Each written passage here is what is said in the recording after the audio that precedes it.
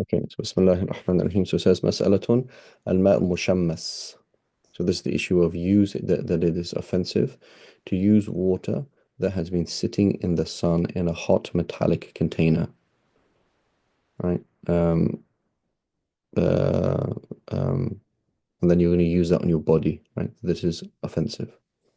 It says الهيثم بن عدي وخالد بن إسماعيل واللفظ له وهما متهمان, right? They have been accused of lying. وعن هشام أي هشام بن عروة عن أبيه أي عروة عن عائشة قالت آه، أسخنت, right? I'm not sure. So often in colloquial Arabic we use the word فعل يفعل, right? سخر يسخن, right? مسخن ماء, a water heater. Is that correct in Fusha? I don't know. Is it سخنت or سخرت? I don't know. So is it أسخرت? No, a mistake. قالت أسخنت, right? So notice in colloquial Arabic we say سخن يسخن. They're using the word أسخن يسخن. أسخنت ماء في الشمس. I heated up some water in the sun. فقال النبي صلى الله عليه وسلم لا تفعلي يا حميراء فإنه يورث البرص. Says don't, oh you with the rosy cheeks, right? So the tasghir here is for affection, right? It's for affection, right? So حمراء حميراء is made small, أو little one with rosy cheeks. فإنه يورث البرص, because it causes leprosy. Amr ibn Muhammad al-A'sami, Wahin, very, very, right, who's totally off. وكذبه ابن حبان, he said he's actually a liar. حدثنا فليح عن الزهري عن عروة عن عائشة أنها رسول الله صلى الله عليه وسلم أن يتوضأ بالماء المشمس وقال إنه يورث البرص.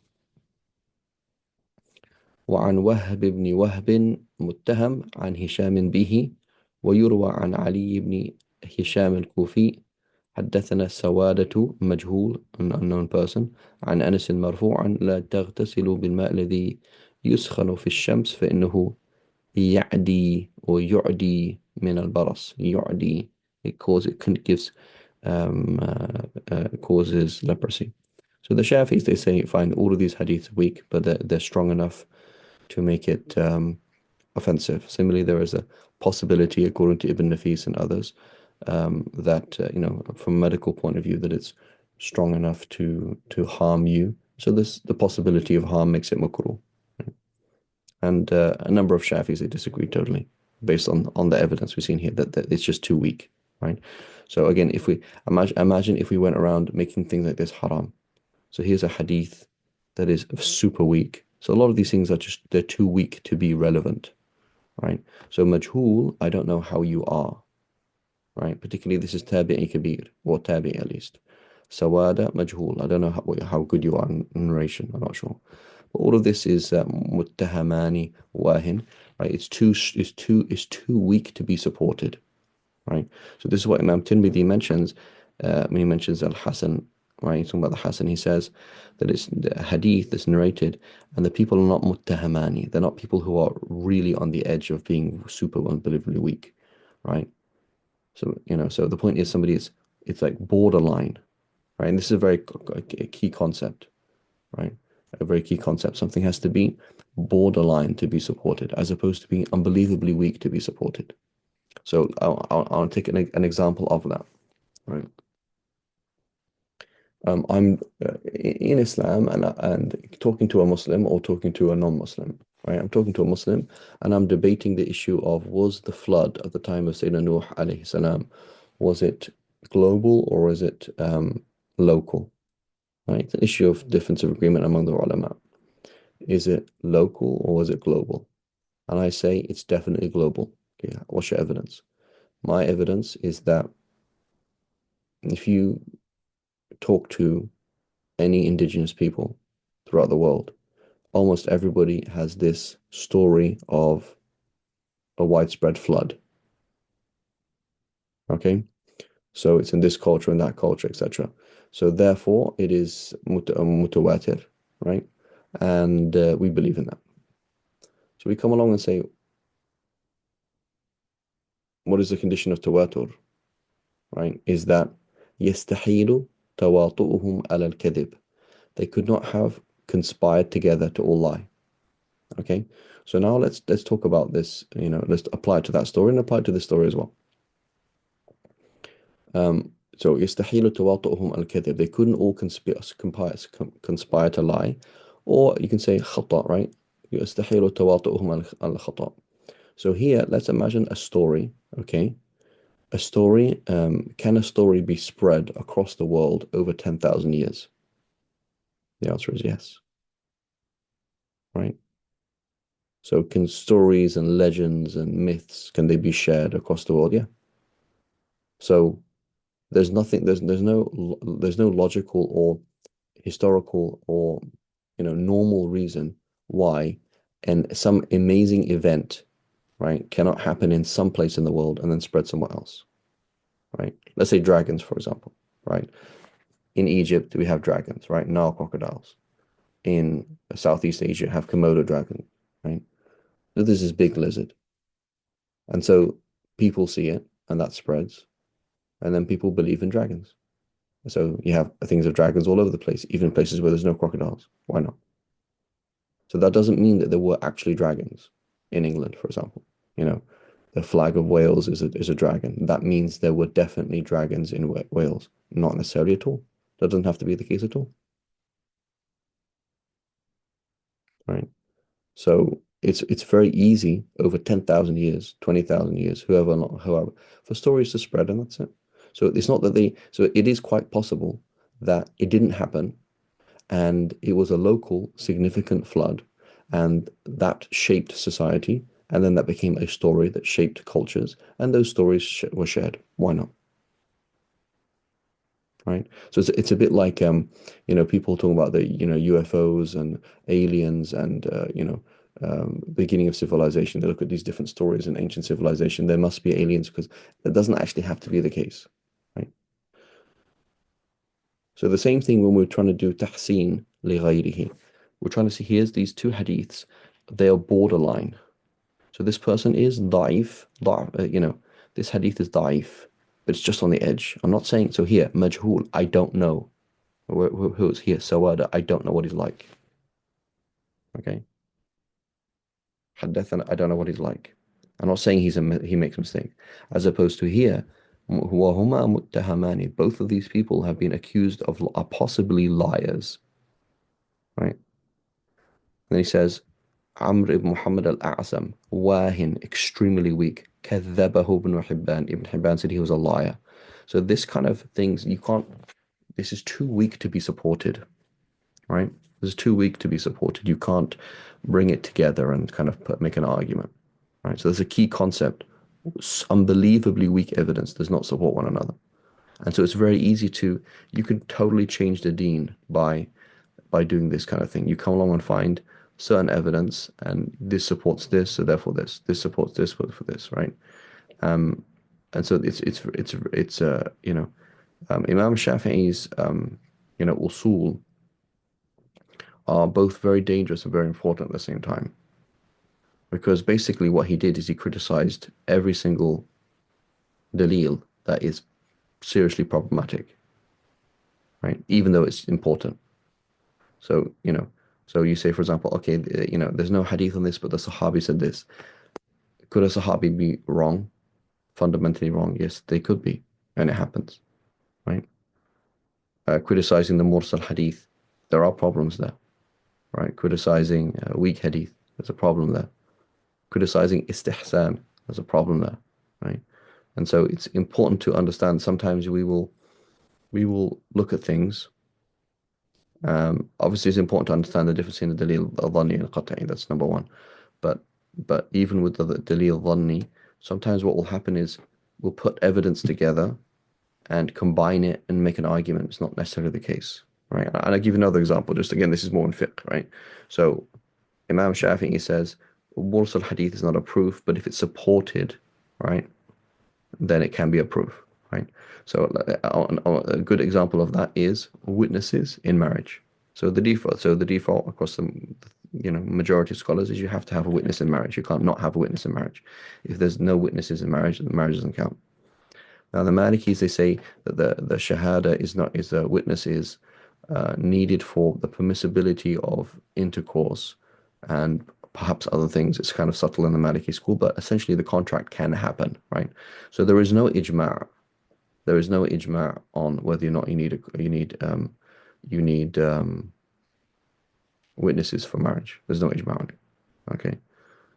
There's no sahih hadith either, or no hadith that is agreed upon to be sahih. That's for sure, right? And majority you would say it's not sahih. So what do we have? Imam Shafi, let's just look at how Imam Shafi presents it. Imam Shafi says, look, we have a mursal hadith from Hassan al-Basri. Hassan al-Basri says the Prophet ﷺ said you have to have witnesses. And we have the majority of scholars. Okay? So Imam Shafi is putting weak evidence plus weak evidence. It's not consensus, but it is the majority of scholars. And then it's a mursal hadith, right? It's not a proof, but again, so he's putting these two things together, right? And I'm not saying he's wrong. I'm not saying the methodology is wrong. But I just want to show the danger in this, right? Where's the danger in this? It turns out that the mursal hadith is wrong because Hassan al-Basri, for example, narrated from somebody and they made a mistake. It wasn't actually from the Prophet, it was actually from a Sahabi. Okay. Number two, right? We have a principle is that if a Sahabi says something that goes against qiyas, right?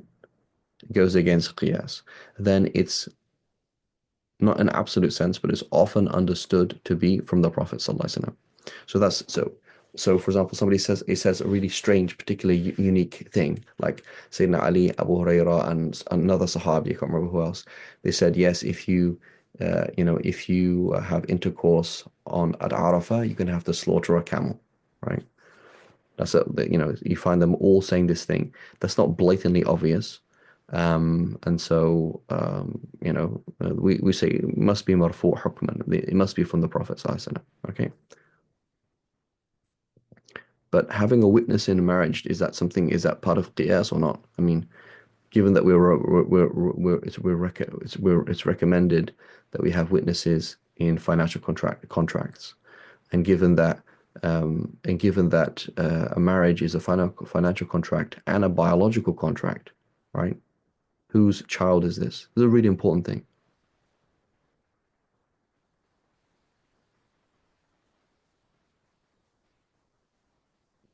Right? It's a really important thing. And so you could imagine, right? You're Sayyidina Umar does a lot of istihsan. He sees situations that really need to be fixed and he fixes them based on the guidance, the general guidance of the Sharia. And he gives a fatwa that no, this is not a good idea. Like we have to have witnesses. And then somebody else does it, and everybody does it. So it becomes standard practice, right? And it will be right. But that's min bab sadd al-dhara'i from the point of view of blocking the means, not that you actually need, right, a witness. So then it becomes standard practice. Everybody does it, okay? And then it makes sense to everybody. So then most people do it. So then you now have the majority vote. Can you see that? So it doesn't actually have to be the case. So when you put weak evidence plus weak evidence, it doesn't actually, right? And so that's in a scenario where it is accepted, right? It is the position of the majority of scholars. But here we have super weak plus super weak, you know. So it's quite easy for, I don't know, the Hanafis or some Shafi'is or the Malikis to come along and say, I think the Hanbalis, they have the same issue. They say mashamis is also makruh, it's also offensive to use in wudu or to put on your body. But the point is, it's quite easy for somebody to come along and say, what are you talking about, guys? Because this methodology, super weak plus super weak, you can make up the deen if you want like that. Right? We can do that with the Bible. Right? How do you know Jesus was crucified? Well, there's a weak narration in Matthew and a weak narration in Luke, and therefore, right? It's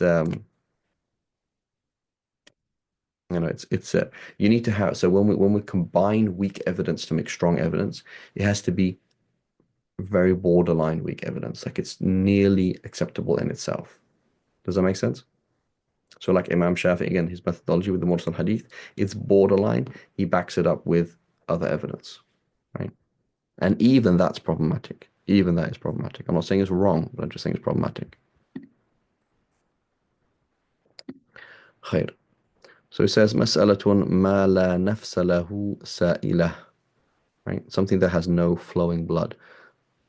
So he says من حديث إسماعيل بن جعفر عن عتبة بن مسلم عن عبيد بن حنين عن أبي هريرة مرفوعا إذا وقع الذباب في إناء أحدكم فليغمسه.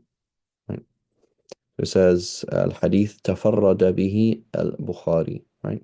So that's interesting. It's not always wrong, but it's interesting. So the fact that it's in Sahih Muslim and not in Bukhari, or in Bukhari not in Sahih Muslim, does not mean that the other author disagrees, but sometimes it does. Sometimes, particularly when it's of the, it's like min al-Bab, it's like that hadith is a very key hadith to that chapter. Like it's very odd that Imam Muslim doesn't mention it. Right? It's like if I say any like what's a good Chinese car? Who can think of a good Japanese car? Sorry. No, it is Qurtai, that it is based on Shafi Usul because Imam Shafi'i says we use a mursal hadith. This is backed up by majority vote of the Sahaba and Tabi'i. So it is Shafi. I'm just saying that that's not 100%. Yeah, I mean, you could argue against it.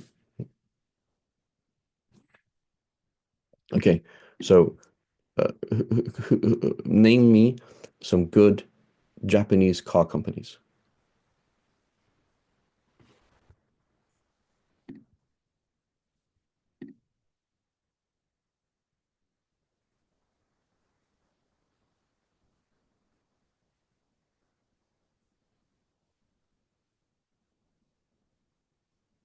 Toyota, okay.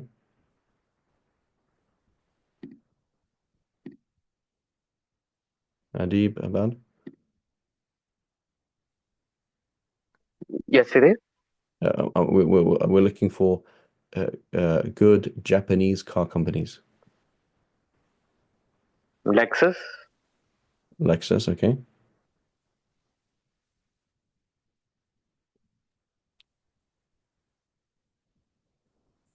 Adib, Honda. Honda.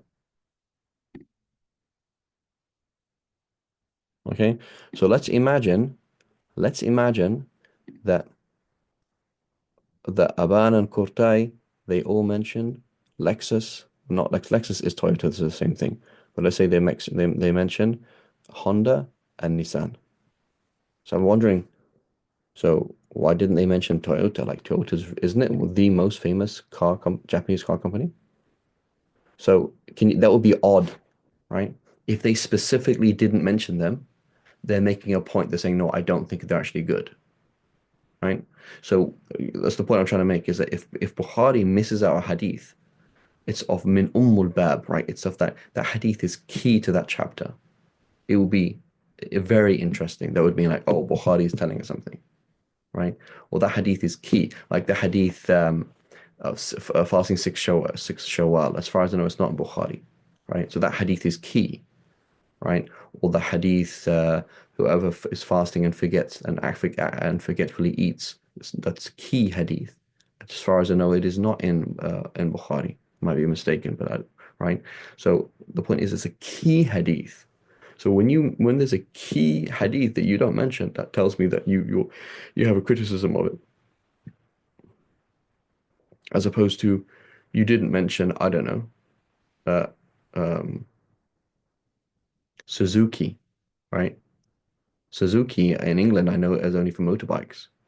Right? I've seen Suzuki cars, but maybe in America they don't even see Suzuki. Right? So it's not that doesn't mean much. So Adib didn't mention Suzuki. That doesn't mean much. He didn't say Suzuki. Right? That's not it doesn't tell me anything. I suppose he doesn't say Toyota. It's like how can you like Toyota? That's right.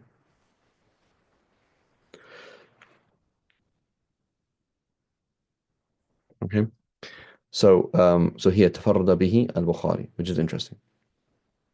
It says وخرج الدارقطني لبقية حدثنا سعيد بن أبي سعيد الزبيدي ضعفه الدارقطني عن بشر بن منصور عن ابن جدعان عن ابن المسيب عن سلمان قال رسول الله صلى الله عليه وسلم يا سلمان كل طعام وشراب وقعت فيه دابة ليس لها دم فماتت فيه فهو حلال أكله وشربه ووضوءه. Right? So this is uh, a badal of huwa or a badal of the dhamir in halal. فهو حلال. Right? Halal has the meaning of it has the meaning of a sif mushabbaha or ism fa'il, so it has a fa'il here. And then akluhu wa shurbuhu wudu'uhu, this could be a badal of the damir in the word halal or a badal of the word huwa. Okay. It says, وَهَذَا خَبَرٌ وَاهٍ لِأُمُورٍ. Right, this hadith is super unbelievably weak for various reasons. So this is the point here. So we all agree, and this is of Umun Balwa, right? So here's an example, again, so there's key things in fiqh as well. You find in fiqh certain things that would be obvious, even if there were no hadith, right? So, because why? They say, well, try and go camping and try, you live outside, try and not have dead flies in your water. That's basically impossible. Here is this thing that flies and is small and dies easily. So therefore, it's very likely that it's going to do that. So this is from Umum al-Balwa. If there was no hadith, we would all agree with it anyway. Right? Okay, فَلْيَغْمِسْهُ, that's something else, right? That he should actually poke it in the process. I'm saying that in one wing is a disease, the other wing is the cure. That's something else. But the point is that whole idea that it's overlooked, right? This is, it's just من باب, الضرورات. Okay. So it's مسألة أسعار السباع, right? أسعار, from plural of su'r, right? So فعل أفعال, ثلث or thuluth, أثلاث, right? So فعل, فعل, فعل usually become plural on the pattern أفعال, right? So ورد, أوراد, ورد, ورود. So if it's on the pattern فعل with a sukoon on the ayn, فعل, it's usually on the pattern فعول. But if it's on the pattern فعل or فعل or فعل, right? Then the plural is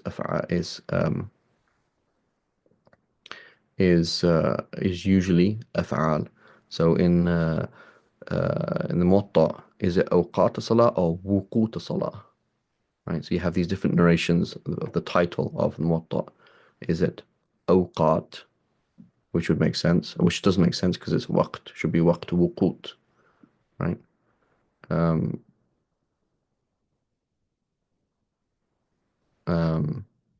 Or is it awqat, right? Okay, so he says على روايتين لأحمد إحداهما طاهرة كقول مالك والشافعي ولقوله عليه الصلاة والسلام الماء طهور لا ينجسه شيء. So the issue is, here is an animal that eats najasa, right? A cat, a dog, a hyena, a wolf, right? When you say siba', you usually mean predatory animals, right? So they eat najasa. So it would make sense then that their saliva, so that they are haram to eat because they're made out of najasa. It would make sense that saliva is filthy because they eat najasa, and it would make sense that if whatever they drink from is going to be filthy. That would make sense, right? According to the Maliki school, number one, it's totally different. For the Maliki school, a wolf just ate a sheep and has blood in its mouth and just licks it. Its mouth is impure, but the dog's mouth cannot make other water impure unless it changes it, right? So for the Malikis, it's kind of easy. For the Shafi'is, we're going to say qullatain or not qullatain, right? So that's number one. So number one is if it's qullatain, if it's a large body of water, it doesn't become filthy unless it change. Number two, we say here is a cat or a dog not a dog, but here is a cat or a wolf or a hyena, something that is pure. The animal is pure, but it's just eaten najasa, right? We say if you see the cat eat a dead mouse and then walk from the dead mouse to a small body of water, then it becomes filthy. But otherwise, the cat disappears and comes back again. I don't know where the cat went. Maybe the cat licked from flowing water, I don't know.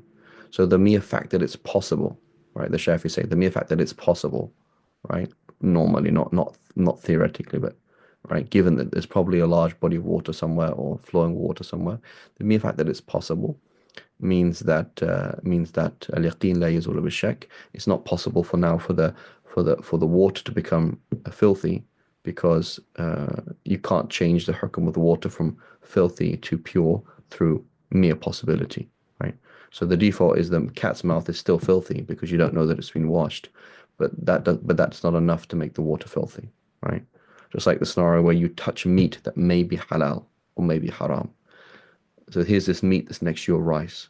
This meat that may be haram cannot possibly make the rice najas because you don't know that it's najas. But you can't eat it because you don't know that it's pure, right? So it has two rulings from 2 points of view. It's pure from the point of view of tanjis, right? Because like you don't know that it's impure, so you can't make other things impure. But it's impure from the point of view of uh, edibility because you don't know that it's pure. Okay. Anybody says riwayataini. So this is one of these things. It's worth noting that a lot of because of the fact that there were so few Hanbalis, and often you're going to have this thing that the Hanbali school there's no indibat, like they don't know their madhab, right? That's the case with all schools, right? What is the mashhur? You ask different Malikis, they have different things, and what is the mashhur? It happens. Um, I remember one Hanafi saying about the Shafi school, say, "Oh, you have so many opinions." Right? The Shafi school of all schools is the most organized, right? Because basically we became a Nawawi school. So it's very simple, right? Like what Imam Nawawi deemed to be right is right, and that's it. So we kind of ignore the breadth of the school. So the school is much broader than that, but um, so so often you have this ala riwayataini, right? So in reality, this the riwayataini is not that open, but they do seem to mention them more, right? I've noticed this with the Hanbalis and the Hanafis that there's still this kind of like it's not open-ended, but right. So in the Hanafi school, because it's the creation of so many mujtahid imams, the issue of the Sahibain is still there, right? For the Shafis, that issue was solved a long time ago, right? Between Imam Shafi and Imam Muzani, that this is a Shafi'i school and not a Muzani school. Like it doesn't matter what Imam Muzani says, even if Imam Muzani is to Imam Shafi'i, like Imam Muhammad and Abu Yusuf were to Imam Abu Hanifa, right? So the ikhtiyarat of Imam Muzani and other ashab of Imam Shafi'i are not the Shafi'i school, right? Whereas for the Hanafis, there's still kind of this relationship between the position of the Imam and the Sahibain. And so it's mentioned in the later books much more, right? So for us on our late books, we'd never mention these things. Okay. And it says وروي عن أيوب بن خالد الحراني وهو منكر الحديث عن محمد بن علوان وليس بعمدة. Right, that's not really a phrase, but he's not reliable.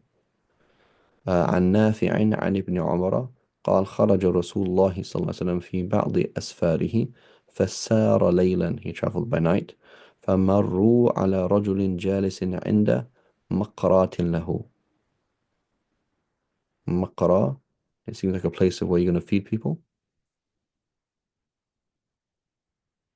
So qira is food you give to people, so I think it's something like that.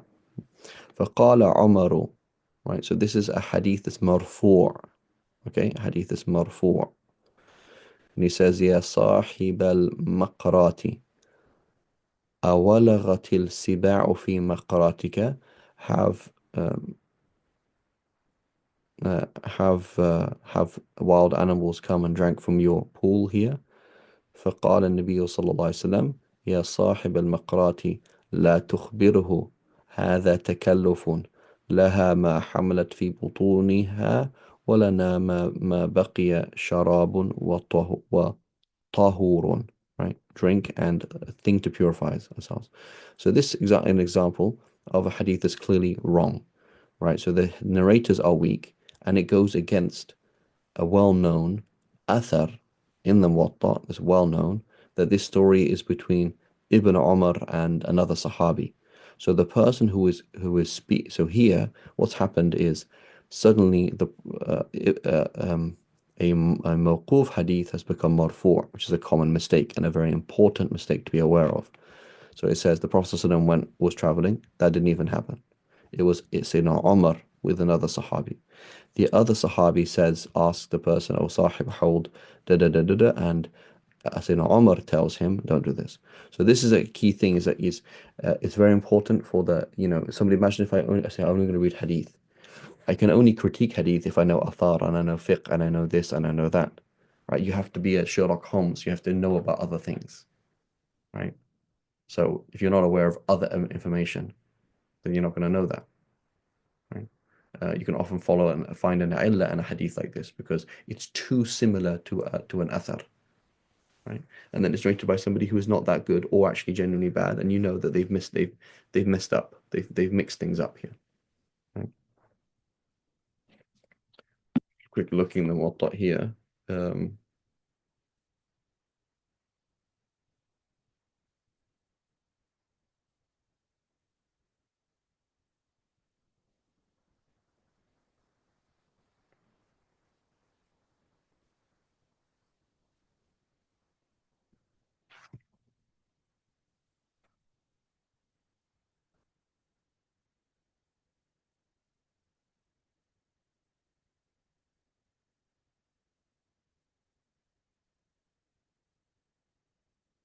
Here's the hadith, okay? So, totally different chain transmission. So it says, أن عمر الخطاب رضي الله عنه خرج في ركب فيهم عمرو بن عاص. It was between عمرو بن عاص حتى وردوا حوضا. They came to a pool. فقال عمرو بن عاص يا صاحب الحوض هل ترد حوضك السباع. فقال عمرو يا صاحب الحوض لا تخبره. Right. So then even this phrase هذا تكلف. It's not a phrase that the Prophet uses anyway. I don't know if the Sahabi even uses. So the point is true. It is تكلف. He's saying don't tell us because that's not unnecessary. فإنا نرد على السباع وترد علينا. So similar kind of thing. We come to them, they come to us. It doesn't matter. Right?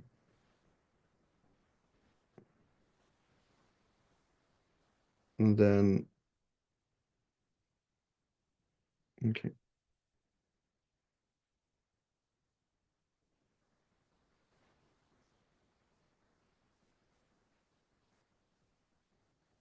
So this is Imam Malik narrating from the Mufti of Medina, Yahya ibn Sa'id al-Ansari, from Muhammad ibn Ibrahim at-Taymi. This is the same narrator who narrated the hadith إنما الأعمال بالنيات. From Yahya ibn Abdurrahman ibn Hatib ibn Abi Balta'a. Right? I don't know who that is. But so what a difference, right, in terms of its source. So you know,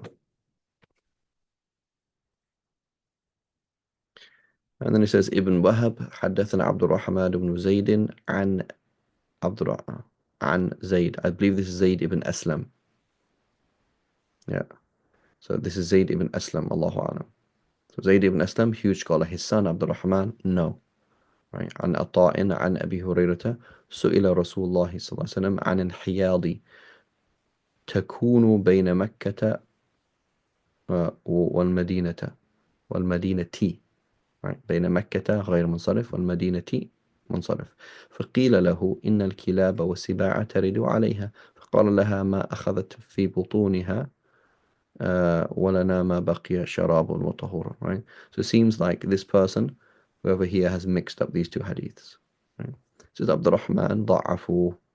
الشافعي حدثنا سعيد بن سالم عن ابن أبي حبيبة عن داود بن حسين عن أبيه عن جابر قيل يا رسول الله نتوضأ بما أفضلت الحمر. أفضل has left as a فضل. قال وبما أفضلت السباع. Right. This hadith is weak. So Imam Shafi just mentioned this what's the phrase? istitnasan, right? It's kind of a supporting evidence. So can we, if a donkey eats from it, can we? So there's this concept that a donkey is najas, right? The Prophet ﷺ said about the Dajjal that he would be filth on filth. He used to be riding a donkey, right? So he said, so the Prophet ﷺ, so here the Prophet is asked in this weak hadith, what a donkey leaves over, is that pure? And he says yes, and whatever any other whatever predatory animals leave over as well. ابن أبي حبيبة هو إبراهيم وتابعه إبراهيم ابن أبي يحيى وهو ضعيف وداود له مناكير وأبوه مجهول. Right? So basically there's no evidence on this apart from none of these hadiths are worth anything basically. This is just totally wrong. It's munkar and this is extremely weak. Right? So it's very important to understand that often the fuqaha really don't even need the hadiths because they have all these principles in place, right? They have the concept, for example, that a dog is filthy, or that a wolf is filthy because it eats filth, or that a wolf is pure but its saliva is filthy, or that all like this. They have their own. They already have a system that's already there and well established, and so they're just gonna fill in the blanks quite easily, right? So it's important to understand that there are two different paradigms: narrating hadith and narrating and working out fiqh. Narrating and working out fiqh, that's the role of the madhahib and the pre-madhahib, right? The proto-madhahib, right? So if those of you have heard me talk about this thing, it's important, right? So there's certain things like I give you an example. The Prophet ﷺ forbidding vague contracts. So you'll see a whole series of Sahih hadiths where the Prophet ﷺ forbids specific vague contracts, all of which you can work out from the first hadith anyway. So obviously it's useful, gives you more context, gives you more ammunition, but there's a lot of things that I don't even need that. So I already have certain concepts in my head that there's najasa, that there's balwa, that there's this, that there's that, right? Principle for the Malikis, for example, if it's alive, it's pure, right? So a pig is pure, a dog is pure, right? That's a concept. Or a pig is filthy for the Shafis, for example. You can't buy a dog therefore because it must be filthy, and if it's filthy and you can't buy a pig, it must be because it's filthy. There's certain systems they're going to have, so they don't really need the hadith, right? So this is the issue comes along. Someone comes along and says, "Well, all the hadith are weak here." It doesn't really matter. We already have our fatwa of the Sahaba that we agree on. We already have all these qawaid that are already there. It's not a big issue. Right? It doesn't really matter. And sometimes we desperately need a hadith because it will change things, right? It will change the tide totally. Right? So it says, مسألة البغل والحمار وجوارح الطير نجس. They are filthy. نجس, they are filth. نجس, filthy. نجس, filth. خلافا لمالك والشافعي. لحديث جابر نهى رسول الله صلى الله عليه وسلم يوم خيبر عن لحوم الحمر الأهلية ورخص في الخيل. أخرجه البخاري. وأيوب عن محمد عن أنس قال أتانا منادي رسول الله صلى الله عليه وسلم فقال إن الله ورسوله ينهيانكم عن لحوم الحمر فإنها رجس. Right? So the assumption then, if you can't eat a donkey, presumably the donkey is filthy. Right? That's the assumption then.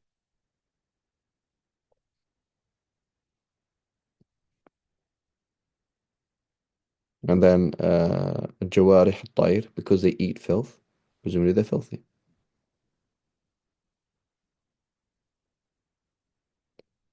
Then mentions that hadith there, أخرجه Bukhari, Nasa'i, and Qaf for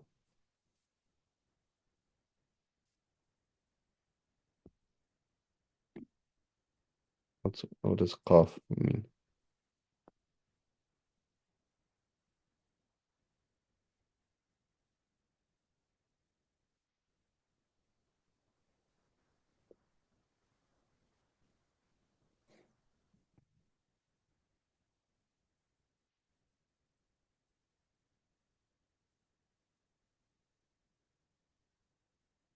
Qaf is for Qazwini, and Ibn Majah is from Qazwin, right? The Caspian Sea.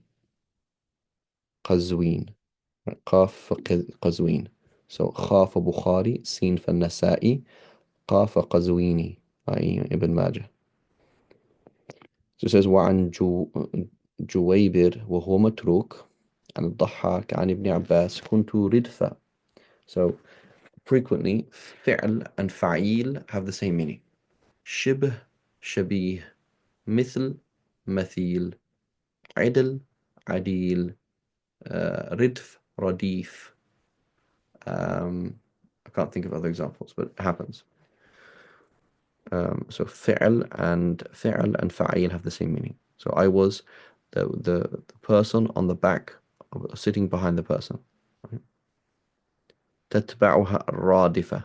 رادفة means to come after. Right?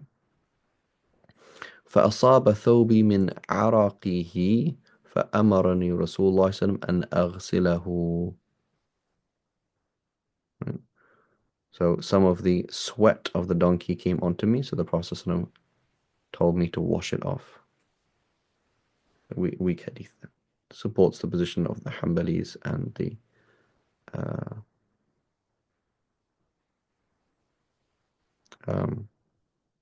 Hanafis. And many of the Sahaba had this fatwa. Okay, الكلب أجركم الله والخنزير وسؤرهما نجس. لخبر أبي هريرة أن رسول الله صلى الله عليه وسلم قال إذا شرب الكلب في إناء أحدكم فليغسله 7. متفق عليه. ولمسلم إذا ولغ. وزاد أولاهن بالتراب. The first of them with water, with earth. Right, so this is a huge problem. Here's this hadith, the hadith is sahih, but which version of the hadith is sahih? So wash it 7 times, 7 times one time with earth, 7 times the first with earth, 7 times, 8 times as well. So how on earth do you analyze that? It's a huge problem.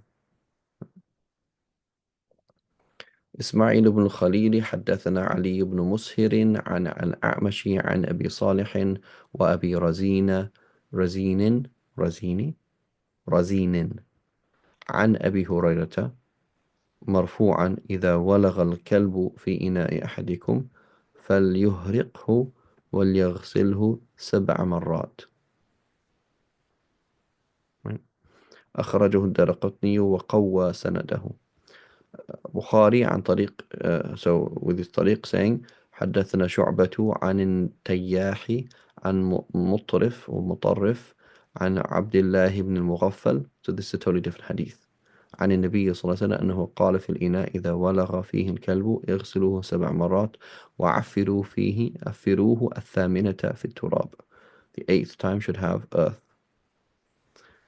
And he says الجارود وهو واهن عن إسرائيل عن أبي إسحاق السبيعي عن هبيرة عن علي مرفوعا إذا ولغ الكلب في إناء أحدكم فليغسله 7 مرات إحداهن بالبطحاء. Same meaning. Okay. So here again we have a whole huge problem. Is it? This mentions that it's 8 times. Here it mentions, so the Shafis say meaning 8 because the 8th one is the earth that is added to the 7th wash, right? The Hanbalis say no, it's going to be 8. But it's a huge issue here. But then the basic issue is the dog must be filthy, presumably, because if you have to wash it, if it licks from the bowl, then presumably the dog is filthy, right?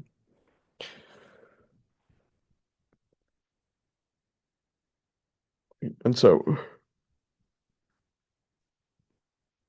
and then Imam Shafi says, if a pig is not worse than a dog, it's certainly no better. So if it's not worse, then it has to be at least it's on the same level. It's also, so therefore it's also filthy.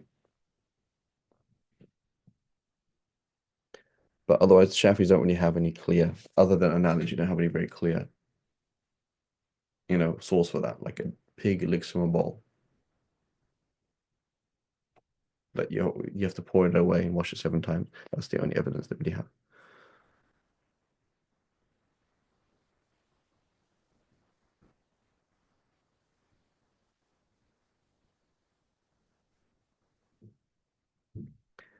Okay, مسألة وجوب السبع خلاف الحنفية. There has to be 7 washes, and as opposed to the Hanafi saying it's not necessarily 7. واحتجوا بخبر لعبد الوهاب بن ضحاك متروك حدثنا. So here's the whole issue, right? Here's a major mistake that people make, right? Is they come along and they assume that the Hanafis or the Malikis or the Shafis or the Hanbalis, whatever, they're relying heavily on a weak hadith. So like these people are just crazy, right? These people are insane. Like, what are you talking about? 1 second, there's a mistake here. So it says here, this hadith here, this hadith here from Abdullah Mughaffal, it says Kha Bukhari. So notice here it says كذا عزاه المصنف للبخاري. كذا means like that, in the error's way. تابعا لابن الجوزي في التحقيق. Okay, so Imam al-Dhahabi made a mistake, and he just because he's just tweaking Ibn al-Jawzi's book here, and في التحقيق, right? وهو وهم, it's a mistake. والصحيح أن البخاري لم يخرج هذا الحديث وإنما أخرجه ولم يخرج هذا الحديث إنما أخرجه مسلم. It's not. So the hadith from Abdullah ibn Mughaffal is not in Bukhari, it's in Muslim. Right? So if Imam al-Dhahabi can make a mistake, who cannot make a mistake? Every single person can make a mistake. So this is an example of al-khabar ahad. When Imam al-Dhahabi put kha, i.e. this hadith is in Bukhari. I made a mistake. Ibn Hajar al-Asqalani does the same thing. This hadith is not in Nasa'i, it's in Abu Dawud. He does the same thing. Ibn Rajab makes a mistake. Every single human being makes mistakes. So somebody come along and say this hadith is sahih. Yeah, it means by default it's correct. It doesn't actually have to be correct.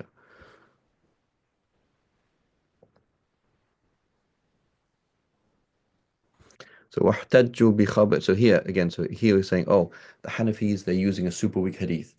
The Hanafis, the Shafi'is, the Malikis, the Hanbalis, key concept, right? The basis of their fiqh for all of the madhahib is fiqh of the Salaf. So you come along, there's already a practice in front of you. People are already making wudu, and not just people, fuqaha, right? Not just saying, okay, I grew up in Lebanon and people make wudu like this. I'm not talking about that. What I'm saying is, here I am, I'm in Medina, I'm in Mecca, I'm in Kufa, I'm in all these different places. I'm seeing fuqaha, muftis, qadis, muhaddithin, right? Mufassirin, ulama, making wudu, praying, fasting, this, that. So what they do is the basis, right? And so they might not say that explicitly. Imam Abu Hanifa, Imam Malik says that explicitly, right? But it's obviously the case. So what's happening is there is a practice, and then if there's consensus, so be it. If there's not, we're now looking at which of these two practices is stronger, and we might use a weak hadith. So you're looking at this mas'ala saying, I don't understand where this mas'ala comes from. There is no sound hadith on this, like it's just random. So yeah, that's because the Sahaba either did A or B, and there's a weak hadith that backs up B, so they've gone with B over A. So you're thinking that the basis is the weak hadith, which is not the case. Right? The basis is not the weak hadith. The basis is something else. You haven't seen it. It's very important to understand. So is that's the actual proof? Okay, sorry, we got to stop here, inshallah. We'll come back to this, inshallah, next week. Okay, وصلى الله على سيدنا محمد وعلى آله وصحبه وسلم. سبحان الله وبحمدك أشهد أن لا إله إلا أنت نستغفرك ونتوب إليك.